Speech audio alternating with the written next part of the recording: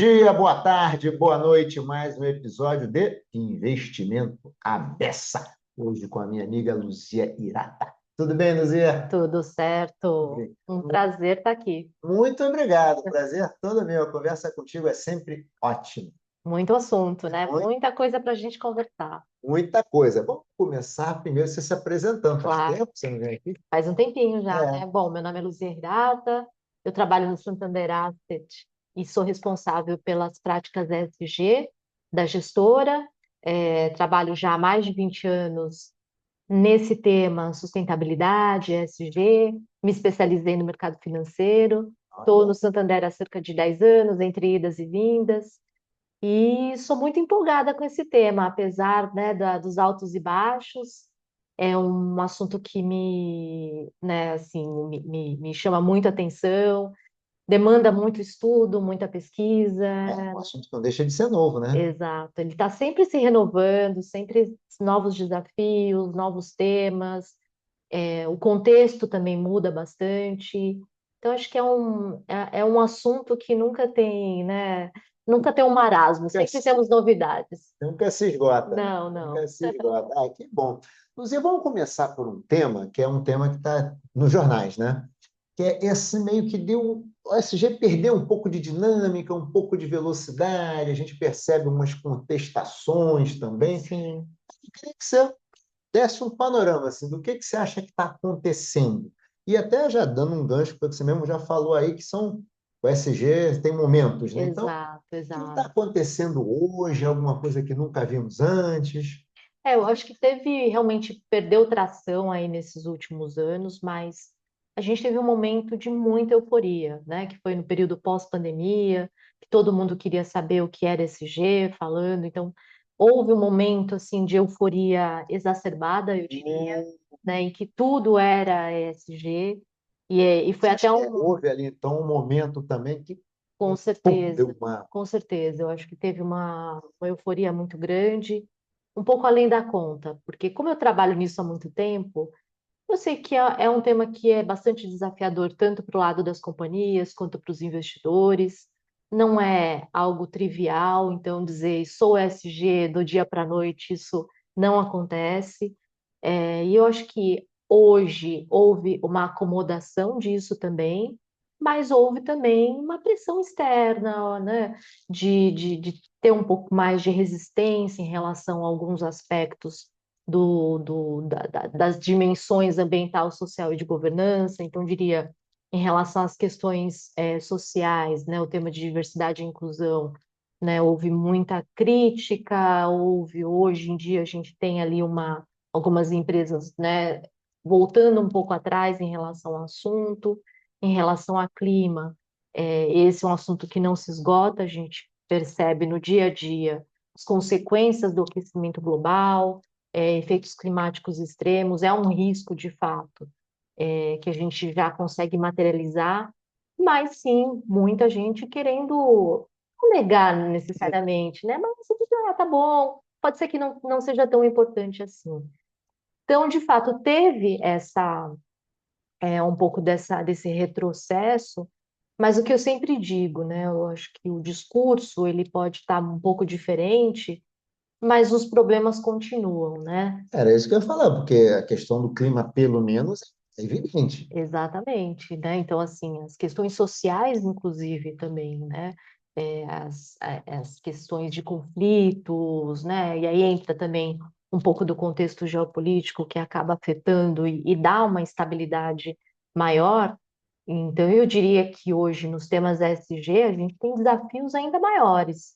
E dizer que isso não existe, está um pouco de lado, eu acho que não é a realidade, né? Eu, como trabalho com isso, eu sei que algumas questões podem afetar, sim, né, o desempenho das empresas.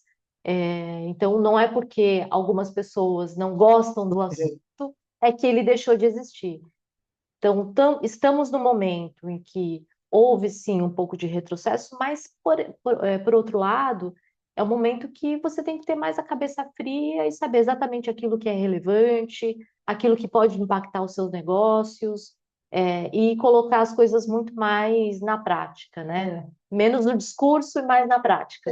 Esse é o ponto bom. Você acha, porque você está falando de retrocesso, será que não é meio uma ressaca? Talvez tenha, porque você falou, muita exuberância, coisa muito forte, Sim, e agora talvez seja mais uma ressaca, né? é, Ali de que, pô, se não era. Aí vem outro ponto.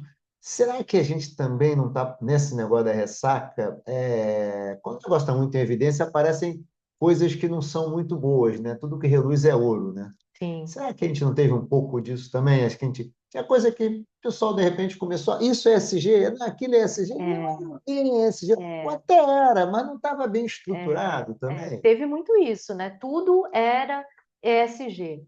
E a gente sabe que tem coisas que podem ter um aspecto ambiental ou social, mas são coisas que na prática a gente já tem que lidar, né? Então, quando você vai falar sobre acidentes ambientais, é uma coisa que é a realidade de muitos dos negócios, né? Impactos ambientais.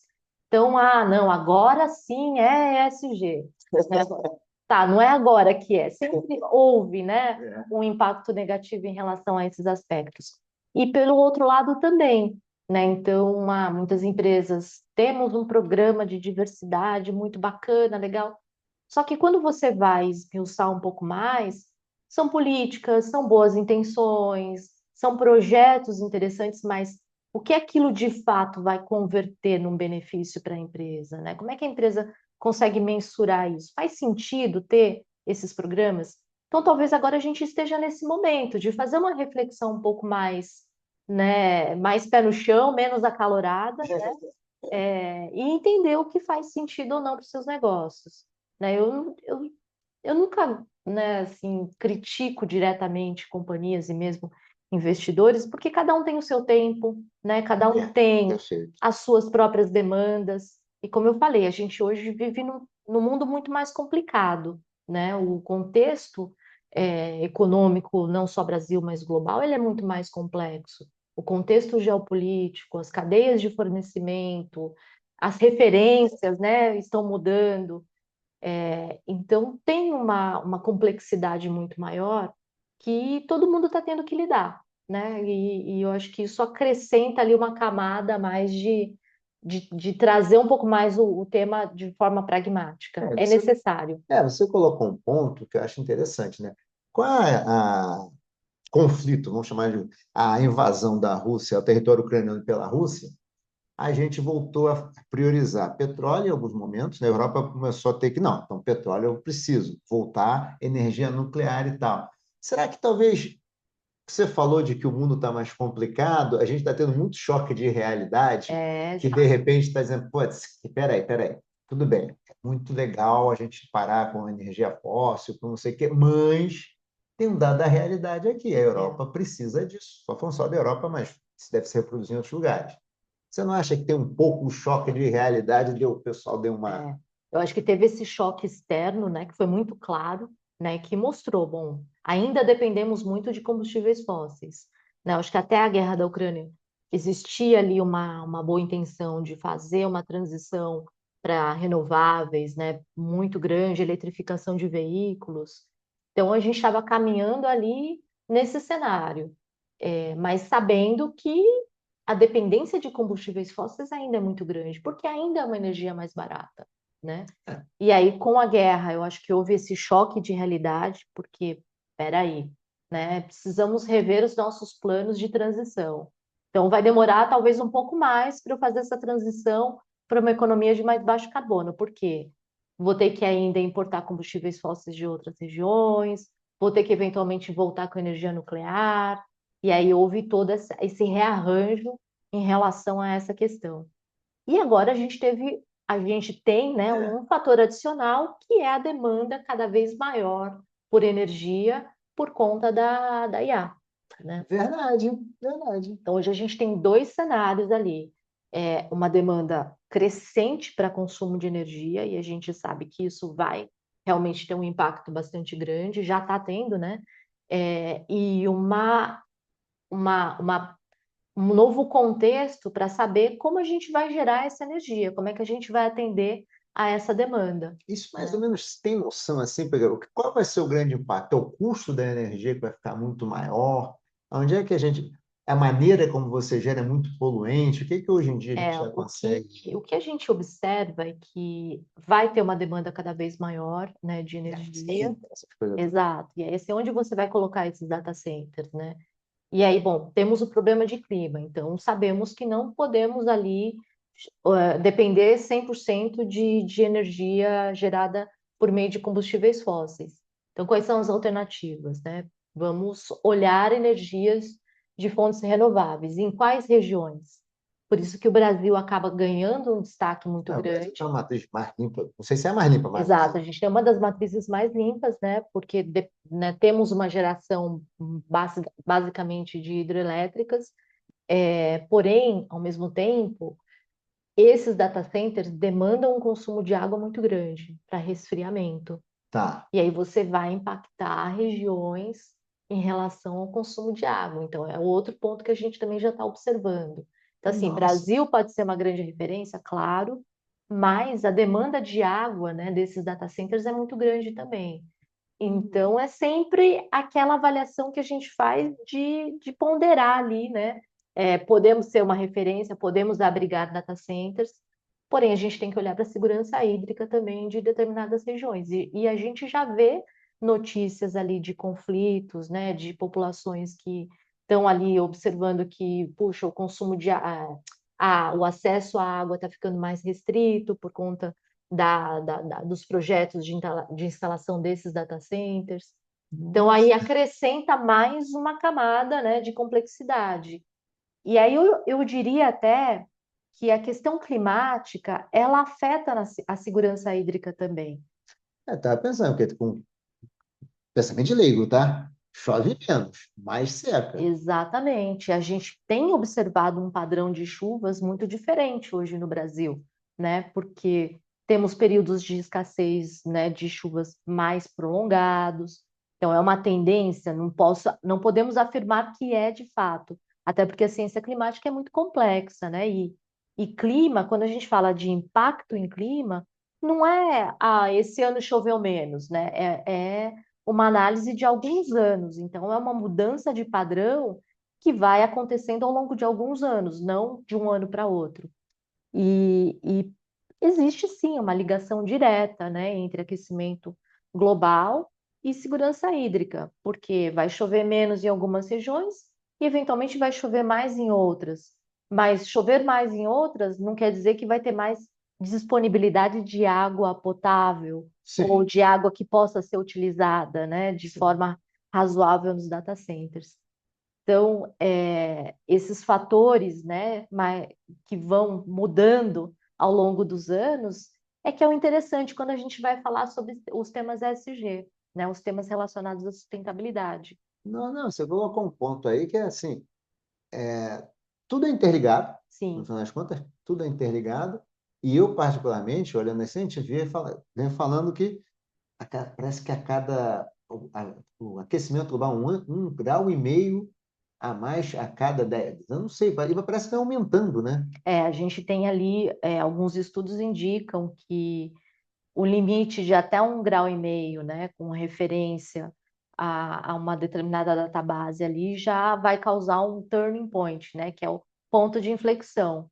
E é muito provável que a gente já esteja aí nesse momento, porque as emissões só aumentam, né, e a temperatura do planeta também, na média, só tem aumentado. Se você for ver Sim, nos últimos anos, a gente sempre está batendo recorde, né, sim, todo de ano. aumento de temperatura. Não, todo ano. Eu que vou para o Rio todo verão, né? Para final de ano, início de ano, não sei o quê. Nossa, impressionante. Cada vez mais Cada você vez tem mais. observado, né? E não é porque eu estou aqui em São Paulo e vou para o Rio. As pessoas que moram no Rio, que estão acostumadas com o Rio de Janeiro, estão reclamando que a cada verão está ficando Tá insuportável. ficando pior. E aí, sabe uma coisa que eu estava até discutindo outro dia? Quando a gente está falando de clima, a gente muitas vezes fala, né, sobre o impacto disso nos negócios, nas empresas, né? Então, uma hidrelétrica que depende da disponibilidade de água, se a tendência é você ter períodos mais prolongados de seca, ela vai ter um problema ali, né, nos próximos 10, 15, 20 anos, né? quando a gente fala sobre essa percepção das pessoas, principalmente no verão, você percebe que está afetando a qualidade de vida das pessoas, o bem-estar, né? Porque Sim. toda vez que a gente tem ondas de calor aqui em São Paulo, é um sofrimento, né? Todo mundo quer ficar num lugar que tem ar-condicionado, né? Olha, é verdade. E isso afeta a qualidade de vida das pessoas, inclusive. Quando você fala sobre o verão europeu, que está também cada vez pior, as pessoas morrem de calor, tem incêndios. Isso Os está idosos, afetando, né? os idosos sofrem muito, as crianças também. Então, assim, isso vai afetando a qualidade de vida das pessoas também. Então, a gente está falando de outros setores. É o setor de saúde que vai estar mais, né, pressionado, É as verdade. pessoas vão demandar mais ar-condicionado, e por outro lado, você demanda também mais energia. Então, assim, são muitas consequências em relação a isso e que a gente tem que ponderar, né? Não é só, tá, o planeta está ficando mais quente, tá, não me afeta. Afeta, né? Tem nos Sim. afetado Não, de forma total. muito significativa. Agora, para a gente, vamos lá. Bom, a gente descobriu com a internet que tem muita gente que acredita que a Terra é plana. Então, vamos supor que tem uma parcela da população no mundo que acha que a Terra é plana e acha que não tem aquecimento global. Mas acho que a maioria percebe, né, que estamos passando por um problema. Por outro lado, a gente falou sobre essa questão do ESG que deu uma refluída. Como é que você vê esse ambiente? Os empresários, hoje em dia, na sua percepção, olhando uma janela de longo prazo, você acha que eles continuam com percepção de que temos um problema? Ou também a percepção deles foi afetada por esse sentimento novo de que não é tão. Isso não é bem assim. O que você acha? Eu acho Você que conversa com as tem. pessoas assim, olhando no longo Sim, prazo? sim. Tem algumas pessoas, como você falou, né, que são negacionistas, que acreditam que a Terra é plana e estão ali naquele mundo, né? Mas eu vejo, sim, uma conscientização muito maior. Até porque, Mesmo nesse momento, o cara pode não mesmo nesse assinar um momento, cheque, mas ele exato. Por quê? Porque a gente teve muitos exemplos, né, de impactos negativos que afetaram o desempenho de só aqui no muitas Brasil. Eu empresas. lembro do Rio Grande do Sul e daquelas queimadas Exatamente. de praia. Exatamente, a gente teve uma queimada forte, né, foi há alguns anos atrás, que afetou a produção de cana, afetou vários produtores. A gente teve as enchentes no Rio Grande do Sul, que até hoje muitas pessoas ainda não, né, recuperaram os seus negócios. Então, acho que tem sim uma conscientização um pouco maior em relação. Temos impactos e devemos gerenciar isso de alguma forma. Então, muitas empresas que realmente conseguem incorporar isso e fazer da forma mais adequada, colocam isso dentro do seu planejamento estratégico, identificam isso como um risco, né? Que merece uma atenção maior. Então, isso vem sim evoluindo Isso aí. não parou. Não, isso Você não nota para. que É, por isso que eu comento, né? Apesar do tema não estar super em alta hoje, quando a gente parou. vai. Né? Você fala, ninguém quer mais saber disso. Não é Não, isso. inclusive quando a gente conversa com as empresas, e a gente fala bastante, a gente percebe um nível de maturidade maior, né? Em relação a Hum, lidar com essas questões.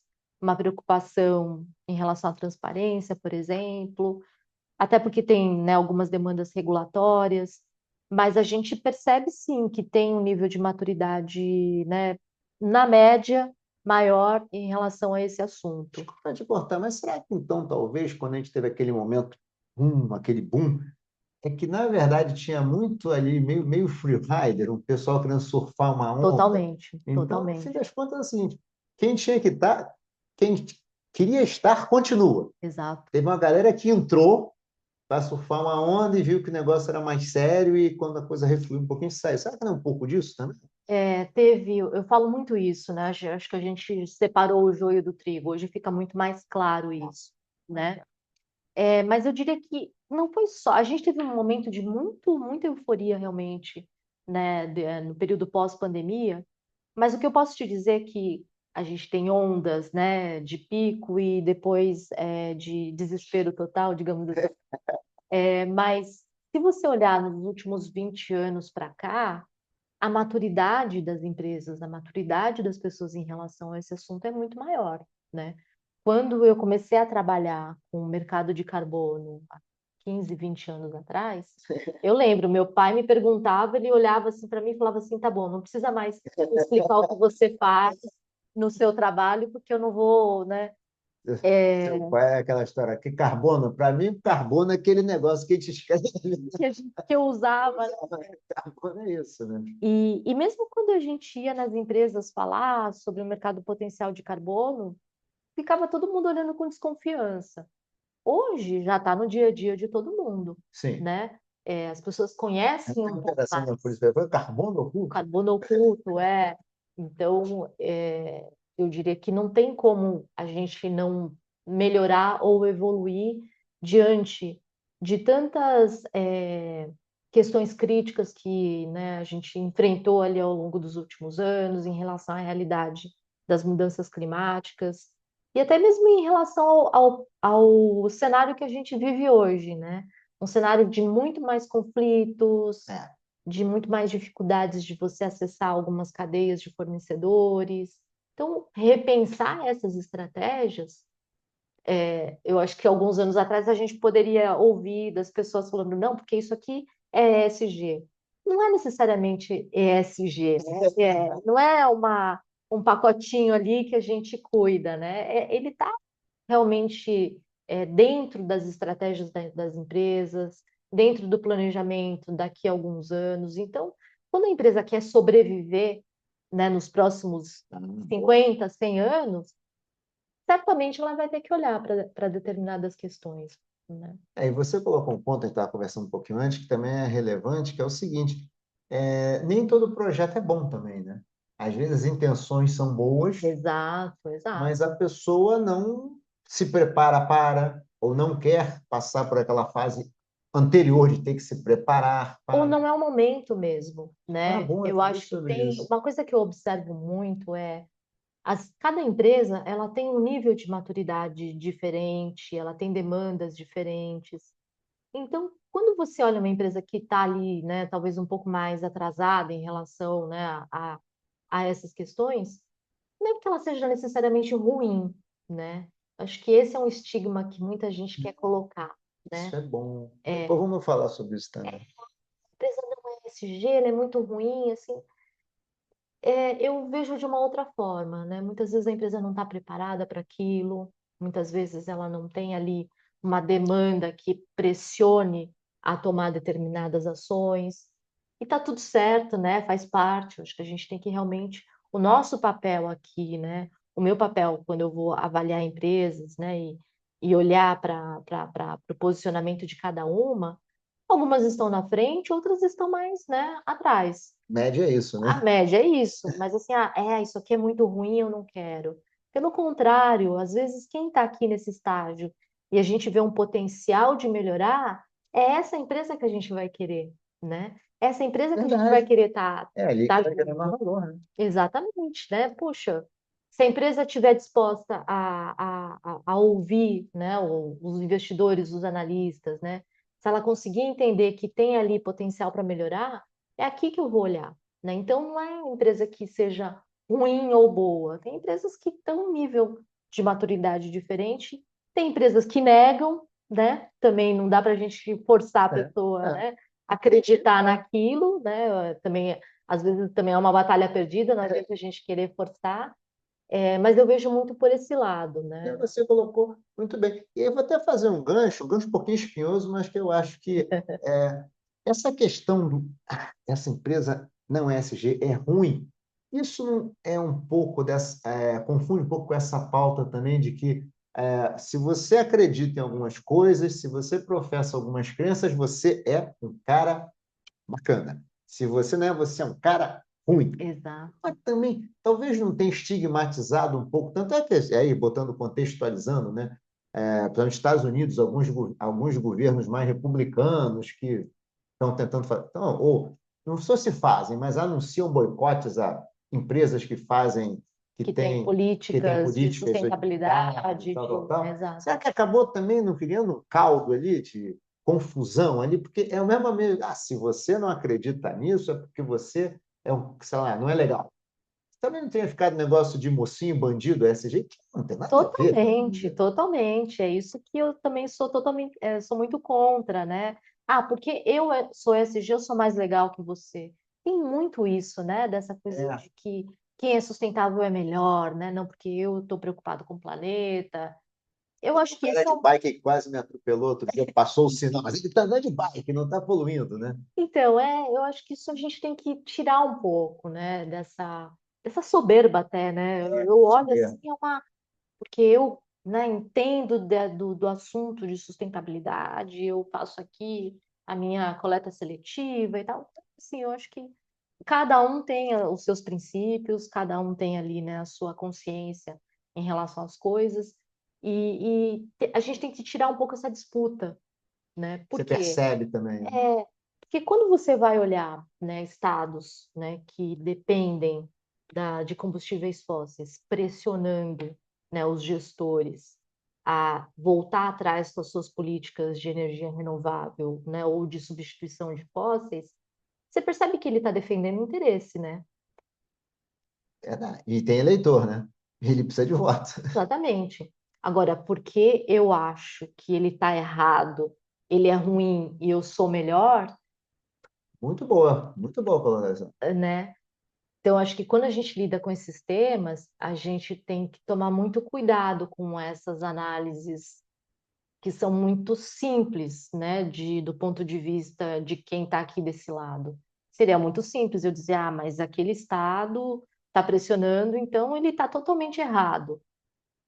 Está errado pelo meu ponto de vista, porque do ponto de vista dele, ele está defendendo um setor, ele está defendendo um negócio, Sim, né? e é o setor que, no final das contas, paga o salário de muita gente ali, né? Então, a gente tem que ponderar muito essas coisas. E mesmo essa transição, né, para uma economia de mais baixo carbono, fazer essa transição energética, eu vejo assim, claro, seria muito melhor se a gente conseguisse fazer isso, né, num curto período de tempo, que a gente não dependesse mais de combustíveis fósseis e que a gente conseguisse reverter essa questão climática.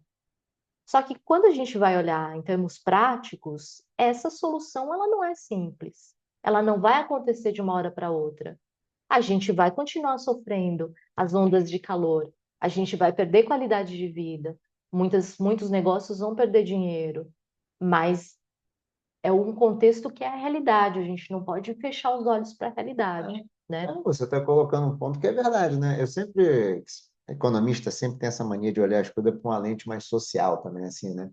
É um movimento social, né? A Exato, sociedade, em algum momento, vai ter que tomar decisões. E talvez a decisão de encarar o custo da transição tem que ter um pouco mais de dor para você perceber que, mais ou menos assim, né? Agora está doendo muito, eu estou a fim de enfrentar essa exato, questão, que agora está me incomodando. é uma decisão que todos nós vamos ter que tomar. E o custo da adaptação a esse cenário a esse cenário climático mais extremo, é algo que a gente vai ter que colocar na conta. Vai custar mais caro, vai. Adaptar vai custar caro. A gente vai ter que arcar com isso, né? Então, eu acho que a gente tem que sair um pouco desse mundo, né, ideal, né, e olhar um pouco mais para a realidade. Eu acho que é um pouco desse nosso papel também de olhar quais as empresas vão estar mais bem preparadas para encarar essa realidade. É isso que eu vou olhar. Não aquela empresa que é mais boazinha, que é mais legalzinha, né? É quem realmente está se preparando para isso.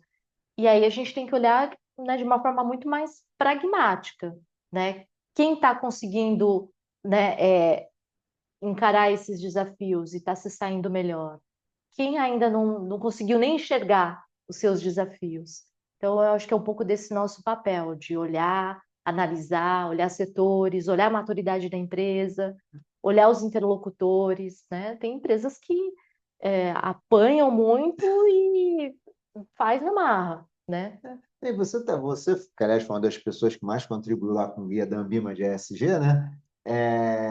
Tem um negócio que é muito bacana lá, que é você ajudar as empresas, As né, a empresas, evoluir para aquele estágio, exato. né?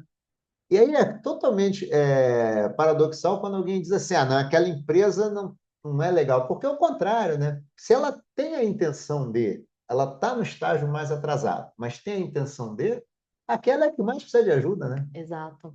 Ela Talvez ela que precise de mais recurso, é, ela precise de um financiamento para fazer a sua adaptação. E tem, como você tocou nessa parte que a gente chama de engajamento, né? Então, quando a gente vai olhar as nossas estratégias de investimentos, existem duas grandes etapas. A primeira é aquela que eu vou selecionar os ativos para compor o meu portfólio. aí estamos falando das empresas, né? Exato, Tá. eu vou olhar as empresas. E aí, assim, olha, para esse portfólio de fundos que tem uma característica ESG, eu vou selecionar aquelas empresas que hoje têm um desempenho melhor. Então, tem ali um mandato específico que o meu, investidor, o meu cliente, está comprando aquilo porque ele acredita, tem aquele princípio e tem a noção de que aquela estratégia ela seleciona esses ativos. Mas tem uma segunda etapa que eu acho que é uma das mais importantes para a gente, né? Que é o papel que a gente tem que exercer, que é justamente esse engajamento. Hoje, Hudson, a gente faz um engajamento mais forte com empresas que não estão nos portfólios dos fundos ESG. São justamente as empresas que não foram selecionadas porque têm questões críticas ou porque não têm um desempenho Tá. mais adequado, mas são empresas que a gente acha que são importantes e são aquelas que a gente está acompanhando mais de perto. Então, eu tenho um trabalho muito grande de estar próximo de algumas empresas, Que não estão no de seu portfólio ainda. que não estão no meu portfólio ESG, tá? Tá. Pode estar em outros portfólios, em outras estratégias? Pode também. Mas a gente entende que tem empresas que precisam ali ter um monitoramento muito maior. E eu vou te dizer uma coisa: boa parte dessas empresas que a gente tem feito o engajamento e conversado a respeito, inclusive, de temas críticos, são as empresas que mais têm atuado para melhorar os seus processos, para fazer essa mudança. E não é algo rápido, não é uma coisa que acontece da noite para o dia, Mas né? deve ser um trabalho, né? Exato. E aí, quando a gente vai observando melhorias, vai conseguindo entender um pouco do posicionamento e por que a empresa tomou determinadas decisões, isso que é o legal, porque a gente consegue entender um pouco mais as dinâmicas, né? Até que em algum momento a gente consiga colocar essas empresas dentro dos meus portfólios da ESG, né? Então, aí eu tenho uma pequena dúvida. Isso tem que ser meio top-down na empresa, né? Porque acho que a primeira coisa é cultura, né? Tem que ser um negócio assim, tone of the top mesmo. Olha, eu diria que sim, mas a gente já viu muita empresa em que tem ali um corpo, né, mais de média gerência ali, extremamente engajado, né?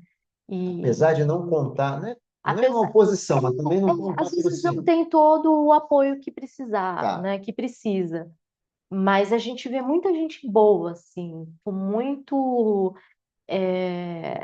assim, tentando realmente trazer práticas mais adequadas, né? Brigando até mesmo, né? É. Com os seus diretores, né? E trazendo mesmo o assunto para a pauta. Muitos casos pode não dar certo, outros acaba realmente conseguindo algum tipo de mudança, mas eu observo muito isso, assim, pessoas muito engajadas e querendo fazer a diferença. Você acha que nessa negócio do engajamento, é porque eu coloquei, eu acho assim, pessoas faz toda a diferença nesse Sim, negócio. faz muita. Você acha que a principal barreira tem a ver com cultura mesmo?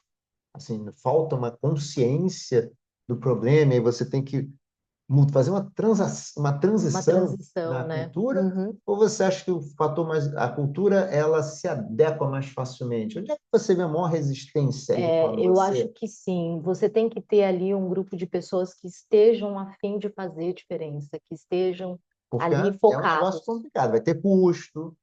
Então, é uma briguinha, né? É uma briga, né? E acho que, assim, muito a gente fala sobre custo, né? Ah, é mais caro, tal.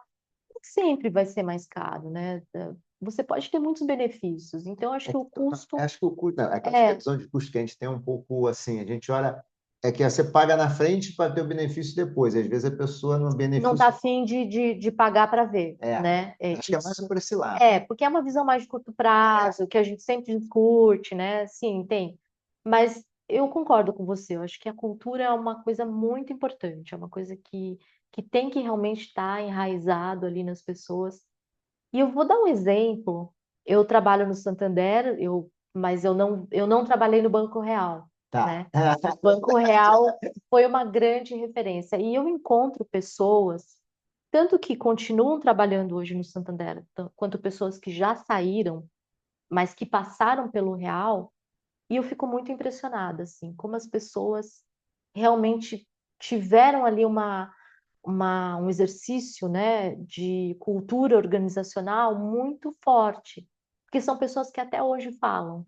Na época do Real, a gente tinha muito essa cultura, eu acabei carregando comigo até hoje, né? As pessoas que estão no Santander, Ágil, que foram da época do Real, você vê que tem um grupo ali que é muito alinhado, né, de coisas que aconteceram lá no passado e que eles continuam, né, implementando até hoje.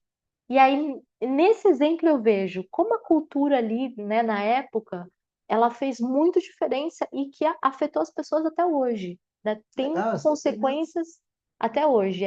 É uma coisa que eu posso dizer assim, porque realmente, quando eu converso com as pessoas, eu percebo, né? Ah, você veio do Real? Lembra no Real, quando a gente fazia isso? Crenças, valores e tal. Os princípios, os valores, assim, muito arraigados nas pessoas. Então, eu acho que tem uma. Isso é uma coisa muito difícil, né, de Isso é fazer. o foco, na minha opinião. Eu acho que hoje é a grande referência que a gente tem, pelo menos para mim, né? Com certeza existem outras, mas para mim, que eu vivo isso e vivo com as pessoas, né? Tanto que, né, que trabalham hoje ainda no banco ou que já saíram, um fator muito comum é isso, né? Assim, todos eles lembram muito, mencionam para mim, né? Contam, na época do Real acontecia assim, assado. É muito interessante isso, assim, de você Não, ver como fez, total. fez diferença, né? Na cultura das pessoas. Então, acho que sim, tem esse fator. Tem um outro fator também que eu vejo que é o lado negativo, né? Então, empresas que apanharam muito com algumas questões acabaram mudando, e aí eu vou dar alguns exemplos, né? Empresas que foram envolvidas na Lava Jato, por exemplo. Hum, Você vê que o nome da empresa, né, foi manchado, mas os funcionários não, né? Muitos funcionários acabaram dizendo, puxa, mas isso não tinha a ver comigo, né?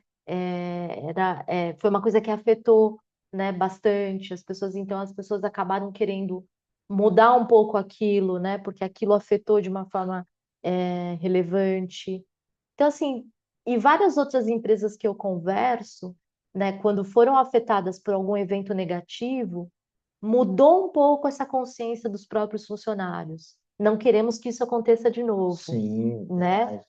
A, Interessante esse a ponto. cultura tem que Interessante. mudar porque não foi culpa minha, mas agora eu tenho uma responsabilidade também de fazer aqui, de É mudar essa interessante cultura para isso. não acontecer de novo.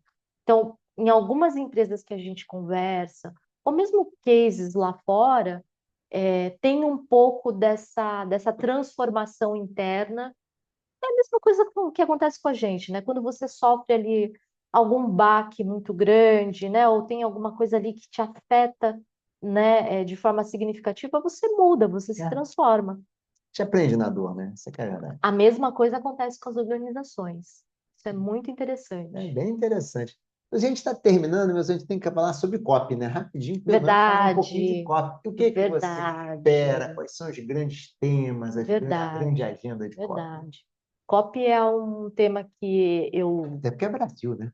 Esse ano, né? Exato, a gente está falando muito, né, de Brasil, desse retrocesso, né, e ao mesmo tempo que o mundo está ali preocupado com guerra, conflitos, o Brasil está numa posição muito diferente, né, até por conta da COP, mas porque tem ali vantagens, né, em relação a temas de sustentabilidade.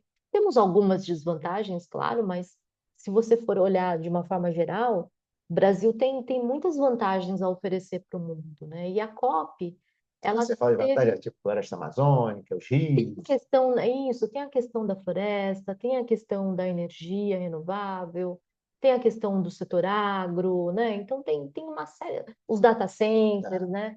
Então tem sim coisas muito bacanas para a gente explorar de uma forma mais positiva. Mas a COP é um baita desafio, né? Não, se a gente for falar de logística, então nos jornais toda semana, Para né? começar a logística, né? Eu acho que isso é uma coisa muito que traz muita preocupação. Então, você vê as notícias do jornal acabam focando muito isso. Mas como a gente está chegando mais próximo, eu tenho assim, observado um movimento de começar, as pessoas estão começando a ficar mais eufóricas, né? Com o evento. Porque sim, né? Apesar de todas as dificuldades que a gente vai ter, dos empecilhos, e a gente vai ter mesmo, né? É um evento enorme, né? Que atrai a atenção de todo mundo. Não era isso há 20 anos atrás, né? É, Começou, sei lá, acho que desde da COP dos Acordos de Paris, né? Então, eu acho que ganhou muito mais destaque. E apesar de todos os desafios, a gente começa a olhar essa movimentação, né? que De legal, que os bom, olhos vão estar voltados para cá, que né? bom. Bem ou mal, né? Com todas as críticas que possam vir e tal, mas é o momento do Brasil começar a se posicionar mesmo, né? Como um país que pode ter um diferencial competitivo em relação a temas de sustentabilidade e posicionar determinados setores, É, né? eu acho que o Brasil, assim, é fácil falar, difícil fazer, né? Mas o Brasil, assim, é meio que um líder natural, né? Ele tem a possibilidade de ser um líder natural desse processo, né? Foi É, como que você falou, né? e é isso, né? Fácil falar, difícil fazer, né? É, Mas enquanto a gente fala e começa a criar a consciência, né, desses diferenciais, eu acho que isso que é o trabalho que a gente tem que ter daqui por diante. não. A gente já perdeu muitas oportunidades. Era isso que eu ia te perguntar aqui para a gente ir encerrando aqui. Dá para esperar que essa COP, o que que eu, assim, o que que eu mais ouço, né? Ah, na última COP decidiu se e não fez nada. Não fez nada é forte, vai. Não andou muito aquém do que se desejar. Ah, mas naquela COP já era para a gente ter chegado aqui, a gente está cá atrás ainda e tal. Eu acho que trabalhei anos em associação de classe, sei que é uma diferença muito grande entre o possível e o desejado, né? Mas o que que dá para a gente esperar? Você acha que de passinho em passinho estamos andando e essa COP tende a ser, que seja um passinho, mas vai ser um passinho, pelo menos? Ou a gente está num momento talvez os passinhos sejam um pouquinho mais curtos? Não sei, como é que você está vendo assim? Como é que você tem esperança de que a gente tenha um resultado forte, um resultado mais robusto? A gente vai ter um resultado mais Aí atento? eu vou falar muito ali a minha opinião pessoal. Não, assim, eu não vejo muitos resultados vindos da COP, não para o meu negócio, para o cenário que eu vivo, né? Então, Não, mas é você e quase todo mundo, né? Eu vejo toda semana, eu vejo principais pessoas que cobrem esses assuntos pela imprensa, é unânime, né? Que as COPs entregam muito menos do que o combinado. são 30 anos, né? A gente vai para a COP 30, É, né? Não saímos ainda da discussão de como fazer um mercado de carbono, como reduzir as emissões de fato, né? A gente, se for ver pelos resultados, né? Eu diria que não são muito bons. Então, assim, eu não acredito muito nas coisas que são discutidas lá, que vão surtir um resultado muito surpreendente, né? Até porque são negociações diplomáticas com 190 e tantos países, né, que compõem, né, a Convenção Quadro de Mudança do Clima. Todas as decisões são por consenso, então é aquela colcha de retalhos, porque cada um vai defender o seu. Então, assim, eu acho que também não dá para esperar muito desse ambiente, né? Eu acho que é um ambiente diplomático, é aquele campo das ideias, são as grandes discussões, né? Então, assim, eu honestamente eu não tenho muita expectativa de impacto do resultado para o meu dia a dia, né? tá. Então, isso já não acontece há bastante tempo. Mas isso não invalida a importância de uma COP, né? Porque você é um ambiente em que você tem as discussões diplomáticas, mas você tem ali um ambiente em que as empresas participam, a sociedade civil tem participado é, com muito mais força, de levar suas demandas, né, de mostrar ao mundo, né, como cada um está sendo impactado. Então, eu entendo que como evento, né, e como algo que traz luz a essas discussões, ainda que seja naquelas 2 semanas, né, que seja ali muito concentrado, eu acho que não invalida a importância. É, Mas, assim, de fato, eu acho que a gente gasta muito tempo, muita discussão para pouco resultado, ainda, infelizmente. Mas aí não é um problema só da COP, né? Não é a COP é, que. Acho que, de novo, são as pessoas, né? sim. Ah, E uma outra crítica, assim, eu até li, né, um artigo recente, né, sobre o porquê a COP, né, as discussões da COP não trazem as discussões do mundo real, né, fica muito ainda no campo das ideias. E as discussões do mundo real, eu digo, conflitos geopolíticos, o contexto, né, de combustíveis fósseis né, nesses conflitos, né? E eu lembro que eu li assim, não, mas dentro da estrutura da COP não é o fórum para se discutir isso. Então, o que reforça ainda mais que a ideia deles é ficar no campo né, dos planos, ali das questões mais amplas, né? E menos de aterrissar, porque para mim seria fundamental trazer essas discussões. A gente está tudo no âmbito da ONU, né? é, Das Nações Unidas. Então, assim, a COP ela está debaixo das Nações Unidas. E então, eu acho que deveria ter um pouco mais de conexões entre os temas, mas assim, não tem, né? Já entendi que não é o objetivo da COP trazer esses problemas do mundo real, digamos assim, né? Para essas discussões. E aí eu entendi. Então, assim, realmente não é o papel deles, não podemos esperar isso, né, de uma decisão ali, não podemos esperar essas decisões vindas da COP. na verdade, acho que é meio aquela história da bandeira, né? Quem levanta a bandeira assim para dar um guia para as pessoas. Não, me segue aqui, ó, estou aqui, mas cada um vai no seu ritmo, então só estou dizendo que a direção é para cá, né? Talvez tenha essa importância, assim, mas para o mundo real, aquilo que a gente vive, tem pouquíssimo impacto, tá? Só você Assim, falar sendo bem isso, realista. só você falar isso já me vem à cabeça o seguinte, né? Que se a gente pegar as áreas de sustentabilidade do mercado financeiro, na verdade, elas trabalham meio que quase de maneira. Não tem uma conexão entre o seu trabalho, que é o que você falou, e dos seus pares nas outras níveis, com a agenda da COP, né? Tudo bem que todo mundo vai para o mesmo lado, mas não tem uma conexão entre tempos e movimentos entre essas coisas, né? Eu acho assim, até tem, né, para alguns gestores, investidores mais de nicho, né, que estão olhando ali alternativas em inovação, em sustentabilidade, que não é o meu caso, né? Eu trabalho com uma gestora mais tradicional, grande, vinculada a um grande banco, e a gente tem outros problemas, na verdade, né? Eu tenho outras demandas que vêm Uma não só realidade. internas, mas dos meus clientes. Eu tenho que olhar para isso, né? Então, eu não posso ficar só no campo das ideias, né? Seria muito legal se eu pudesse. Ia adorar ficar ali pensando nas soluções do mundo, mas a minha realidade é muito diferente, né? Então, Sua realidade é ajudar o cliente a resolver o problema, né? exato, tem outras faces ali da sustentabilidade, né, que estão ali no meu dia a dia, que ainda está muito distante do mundo das ideias. Eu acho que É é um pouco isso, premente. né? Tá aí, né? Exato, Precisa para amanhã, né? é o dia a dia, é isso. É. Luzia, felizmente terminamos. Acabou. Foi a pena, adorei a conversa. Super obrigado, hein? Eu que agradeço o convite e fico aí à disposição para novas conversas, porque novos assuntos vão surgir. Com certeza, com certeza. Obrigado, Luzia. Adorei a Obrigada. conversa. Gente, mais um episódio de Investimento Aberto, hoje com Luzia Irato, uma conversa super bacana. Vou botar o título, alguma coisa de engajamento. Adorei, acho que engajamento é muito bom. Obrigado, gente. Tchau, Tchau. tchau.